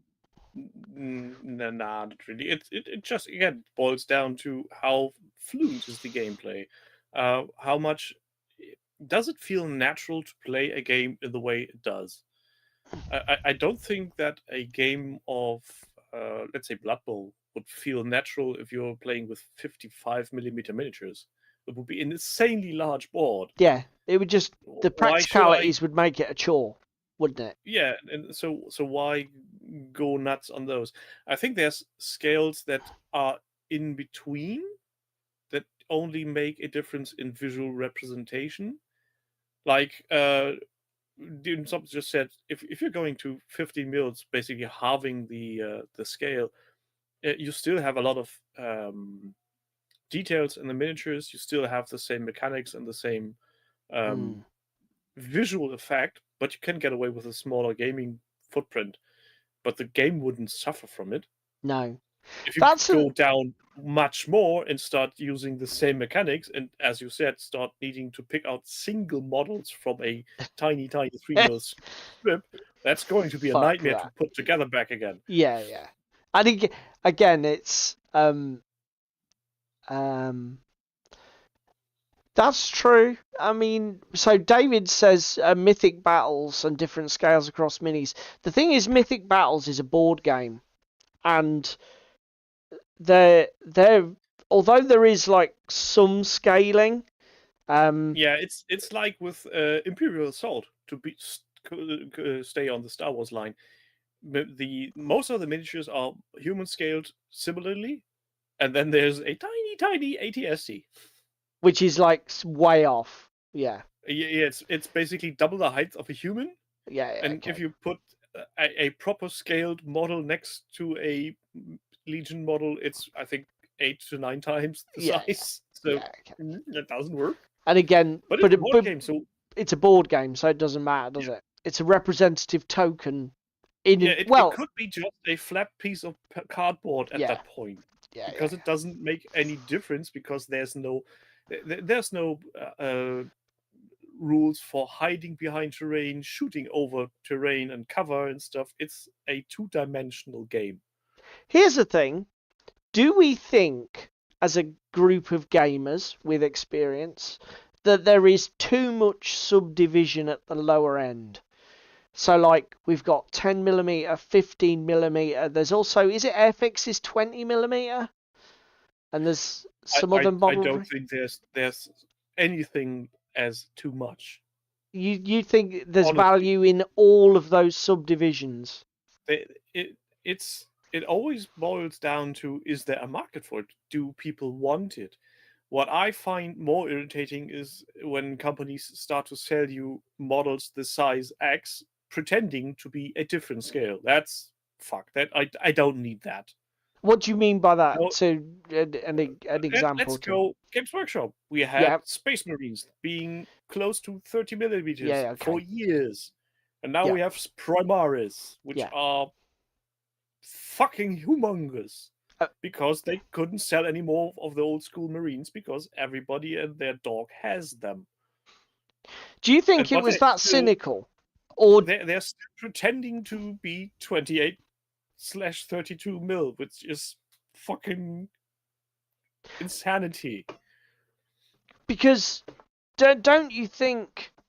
Because there is an argument to talk about the primarisification of fucking Marines.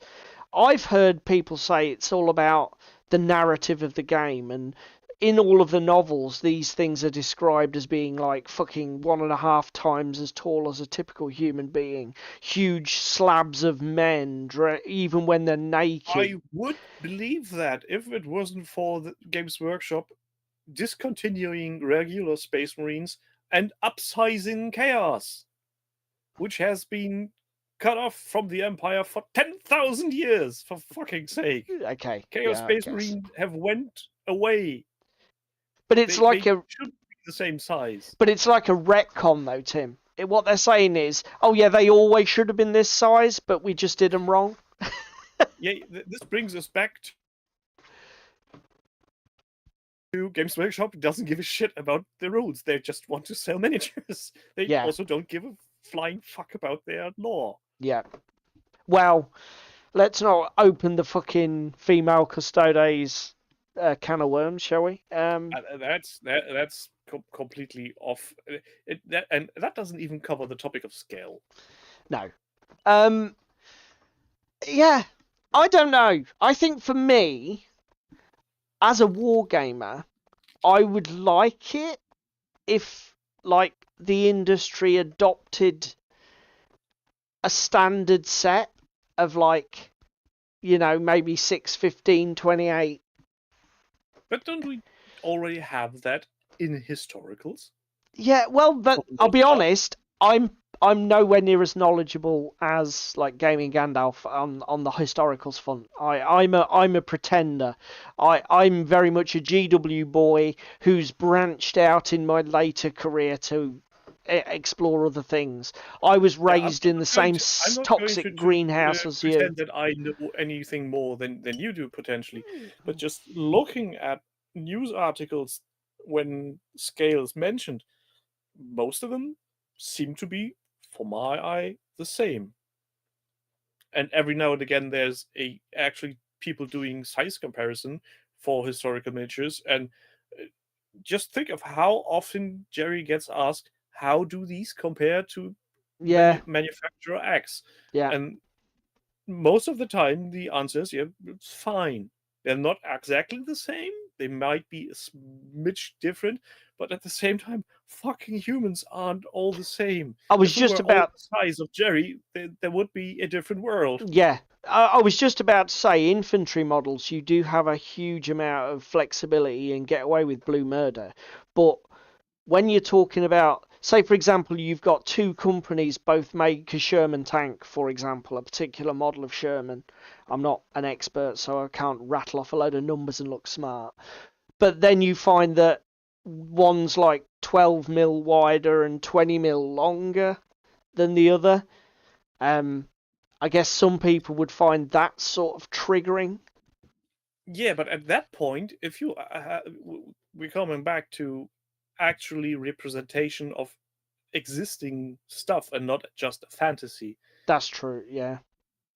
And I think the historical gaming community is much more vivid about stuff being the wrong scale or not proportioned correctly. Yeah. I mean, thinking of the discussions of what color of green do you need for this German uniform and how many buttons are there on this French soldier from the 1800s. In defense of those people, I suppose all that we're seeing there is that there are those people that find their immersion is easily broken, and even those getting those details wrong pisses them off. They need your defense. I get where they're coming from. Yeah. They are not playing fantasy, they are playing a historical thing, and stuff should be displayed correctly. But then again, there is still variation. Yeah, and also having sort of defended them in one breath, the other thing I will say is there is an element of you just being a fucking tryhard. You're playing a game. Why don't you just give yourself a break and enjoy the game? Or you're just being a big fucking cunt to annoy people who are trying to join your hobby. Yeah. And you're trying to show off your superior knowledge, which is almost going the wrong way. Touch wood. I mean, although I've only dabbled with the historical field and bumped into people at events and things. I'm not touching my wood. I am all the time on the stream. That's why I laugh so much. Good to know. I've never met anybody that toxic. In the historical field, anybody who's a real fucking, like you say, somebody who is literally the kind that you talk to them and you think you're going to just drive people out of this hobby. And I guess I consider myself lucky never to have. I've spoken to some of those people in other avenues, but not in historicals. Yeah, same. Every time I meet people that are into historicals and I get to talk about them, they're passionate about their projects and and what they're doing, and that's fine being passionate about things. Yeah. But at the same time, they're not belittling people for not knowing things. Yeah, exactly. It's passion, but without being judgmental.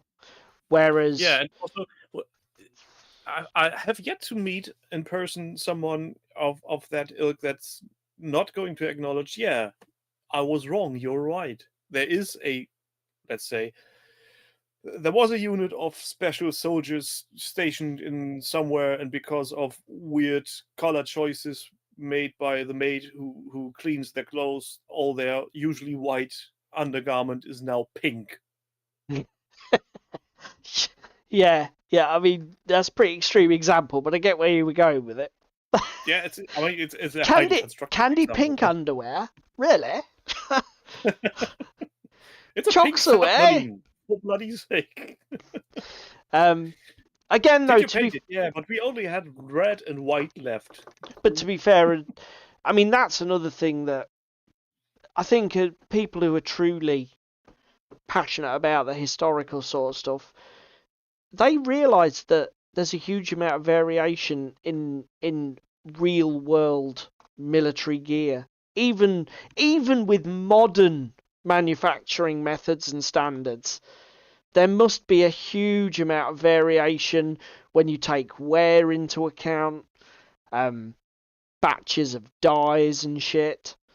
There must be, even in modern kit, surely. And another thing it just springs to my mind, and I wonder why I've never thought about this before. Everybody who's not playing historical is trying to play a game to have fun and win, and they all know they have the potential to win. Yep. Historical gamers, on the other hand, do go out of their way playing games that went in reality so badly for one side or the other, Yeah, that they really know, okay, I can't win this by any way, shape, or form. I can only lose a little less worse than the original did. that's it. Yeah, and they find the joy in just rewriting history. Yeah, and they even still if it's enjoy by playing a the game, millimeter. even if they know my units will be wiped off the table after 4 turns Yeah. because there's 20 billion Zulus coming over that hill. But that's a whole different discussion though, because I think that's you're getting into the mission design thing. This is something else that as a parting comment, we've got 10 minutes to go really. This is something else that one page rules, I think, it's such an eye-opening experience for somebody, because they have a basic mission in the freebie rule sheet where you generate a random number of objective tokens, put them down on the board, and it only matters who controls them at the end of the game. The flip-flopping and what happens in between doesn't matter. It all boils down to that last turn of the game. So you're not gathering victory points for holding the objective No, at one point or the other. You can flip an objective to your side and it then sticks unless your opponent engages it and flips it back, or makes it neutral in the case of both units being within 3 inches. So they can be flip-flopped during the game. But you don't get a at the end of the turn. No, you don't get victory points that Nope. accumulate over this length of game. You're all building towards that final game state, and your whole plan. Because again, if you're somebody who's quite an experienced wargamer, immediately you can see the meta within that, which is that I'm just building to whatever happens in the final turn. So you can, if you've got that chess brain where you can map ahead, you can be like, so I need to be in this position at the end of turn 3. This would be advantageous. And it's literally, their mission is like 4 lines of text. And there is as much game in that as all of the fucking mission card deck bollocks for 40k with primaries and secondaries and fucking army specific this and army specific that. And when you do that, because it's like with the historical thing. Historical wargamers, I think, are much smarter at this. They write clever scenarios that engage your brain, but without making playing the scenario so complex that the rest of the game becomes an obstacle. Yeah, I get what you mean. You know? And as I say, as a side note, I think that because I love Malifaux. I enjoy Malifaux, but fuck me, is it fiddly. Do you know what I mean? The missions are special. And that's what the game's going for. I get it. They're trying to carve their own little niche, but fuck me. Sometimes you just think it's a bit much, guys. Yeah, and I'm always thankful for games that give you the opportunity to scale things down just for your own liking. You mean that's, I think, in terms of the game? Advantage. Yeah, and even down to the set of rules. That's one of the main advantages, in my opinion, about BattleTech. You have the very low entry version Alpha Strike, where Yeah. you basically just play a little bit of robot skirmish hunting. Yep. And if you're starting to play classic BattleTech, the world is your oyster. You can either go standard rule set, or you can go as fucking nuts as you want with air units, and your mech is running on tarmac. If you now want to make a turn, you need to make a piloting skill, because the tarmac is fucking slippery for your 20-ton mech. Yeah. Otherwise, you'll be just laying flat on your face. And what you're saying is you like the fact that there is a flexibility. You can do either or. Yeah, it's just you and your opponent need to have an agreement on what level of complexity, difficulty you want to go. Yep. And then you just go for it. Yeah. And currently we are just playing box standard normal rules. We ignore things like running on tarmac, because that just makes everything even worse. But overall, yeah, terrain is influencing movement. That's all. Yeah. Rubble, rough terrain, woods, additional movement. Again, Hills, that's another you can pet climb. hate of mine. Overly complex terrain rules. That's another thing that it's like fucking OPR. When you play OPR with somebody who's used to 40k and they're like, so how do we do that? It's like, basically, if it's covering part of your model, you get +1 to your defense. Is that it? Yeah. That's it. And with BattleTech, it's you're now walking on into that hex. That hex contains a light wood that it takes an additional movement point for you to run through that wood. If it's a dense wood, you need 2 movement points, but at the same time, a dense wood gives you a +2 cover save. Hooray! You like that sort of complexity. It's not even complex, because it's a very, very short list of things that affect your gaming. I suppose so. I mean, it's enough to make a variation, to have some kind of interesting tactical thoughts about, do you want to go into the woods or do you want to stay out of the woods? Yeah.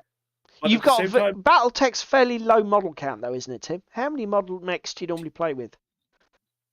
We are currently playing 4v4, but that's only because we are playing with very tiny robots.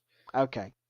Because BattleTech, you construct your forces the way we do it on tonnage. So the weight is the factor. What other miniatures do by points is here tonnage. So we are playing 130 tons. Yeah. I could use any miniature I have, as long as the combined weight doesn't surpass 130 tons. I'm grand. So I could potentially play one tiny miniature and a big fucking Atlas against his 4 tiny miniatures. Right, okay. But that would put me into a disadvantage, because he has 2 more activations. And presumably the game is robust on that system. It works. Yeah, because the fucking big mech can dish out damage like a big guy would and take damage. But at the same time, the small ones are really hard to hit if they start to run around you in circles. And there's a lot of value in extra activations and just rolling, doing more. Yeah, because if you have double the amount of miniatures, you can just lure people in and say, here, see, you want to go to fight that one. And then you walk towards the one he lured you in, and all of a sudden the other one activates a special technical gadget and is running twice the speed usually does, and is in your rear end. And the armor on your rear end on your mech is paper thin. Getting in the behind is very painful. Which is great, because it makes movement relevant. That's one of the other things. Very much does. I mean, I know people push back on me on this, but I've always said that for years, movement has not been a relevant, really, mechanic in 40k, except for the convoluted mission system. Because you can just, as long as it's more about prioritizing what attacks what. But anyway, let's not fucking go down that road. One last question before we call it a night. Would scale ever be a deal breaker for you on a game? Hard to say. Actually, could. I mean, let's take the that's a bit of a I think it meme. would actually break for me if it was a scale that nobody else does. Yeah, okay. I was gonna. So, You so read if my I had, mind. I was gonna say if somebody came Inquisitor. out with a game in a world I like and enjoy, but I would have to rebuy everything to play it, new Yeah, terrain, new all this and that. No, not going to happen. yeah. If I can reuse my stuff partially at least, I'm fine with most things. But bloody hell, I'm not going to buy the third version of a hunter's hut or a ruined castle or something. Do you get the same thing about like games with such a specific theme you can only use the terrain with them? Let's come back to Frostgrave. Does it bother you that you might have to just basically build a snow collection of terrain, fantasy snow collection just for Frostgrave?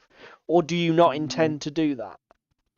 No, I really don't care because Frostgrave is a city that is on the brink of getting unfrozen. Fair. So you could potentially go, yeah, this is just a rude portion that's on This the bit's warmer side thawed. of town. Or you could construct a gaming situation where you say, yeah, at this point in the last game, some magic has gone really bad and a giant fireball has just melted everything. Yeah, yeah. I don't know. And You talked about the modularity of BattleTech. I don't know if you've twigged, because I don't know how deeply you've looked into Frostgrave, but when you were talking about that, that was one of the things that immediately popped into my head, is that you will love Frostgrave because it's exactly the same. If you Well, I've read the rulebook, but my bloody brain is unable to cling to information that's only read. I need to play a game. no, but I mean make it stick. So the thing is, you've got like the core rulebook, but then each of the supplements pretty much introduces a new mechanic. So like Into the Breeding Pits introduces traps and secret doors, and it's totally modular. You can use it if you want, or you cannot. Yeah. It's entirely up to you. But for learning the core rules, I think I should stick with the core rules set. But what I'm saying is, mate, if you get going with it, and you should. Good night, Darren. If you get going with it, you will enjoy it because it's got that modularity you spoke about in spades. Look, we better call it a night, Mr. Tim. Word on Frostgrave. I need to have a one word of positivity as the end word for Frostgrave because it's rare, but most of things that Frostgrave have put out are translated in a timely fashion. Oh, so you can get them in German easily? Yes, I'm not bound to buy the news book in a language that adds another layer of misunderstanding stuff. That's really cool. I think we're do you know what, mate? Behind the English ones. Fuck me, that is a good idea for a stream. We should get you on again as a special guest to talk about foreign translation of rule sets. Because I'm talking German the whole stream through. Well, you could do that, but if you think I'm sitting there subtitling you at 200 words per minute, you can piss off. Well, this is YouTube. YouTube can surely do that on the fly. Oh yeah, that would be really entertaining. Everybody watching a captioned version of you and me and David going, what? What? You and David keep talking in English. I'm going to answer all your questions, but faithfully, but in German. We're making a point here. Fuck yeah. Right, okay, let's call it a night. Thank you so much for being here tonight, Tim. You're an absolute legend. It was a pleasure to have you on the show.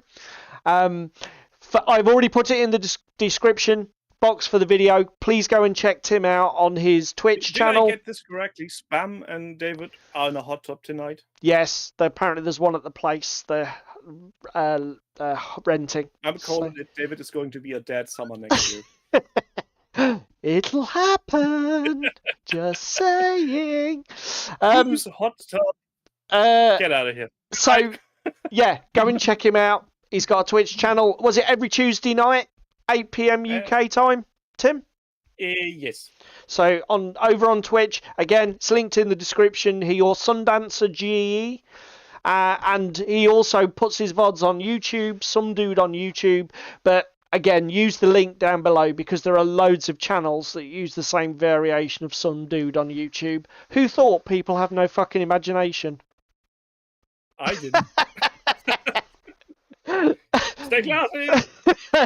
Right, if you can only find time to do one thing tonight, please click the like button, guys. It's a small thing for you, but it's a massive thing for us, and it pushes us just that little bit in the metrics. If you want to do all the other YouTube bollocks, then fill your boots, and you're a legend to end all legends. And thanking the chat, as usual. Thank you very much for everybody who was here tonight and contributed. You guys are awesome, and you make this fun. So You can all go now to bed. Yes, you can. Night, everybody.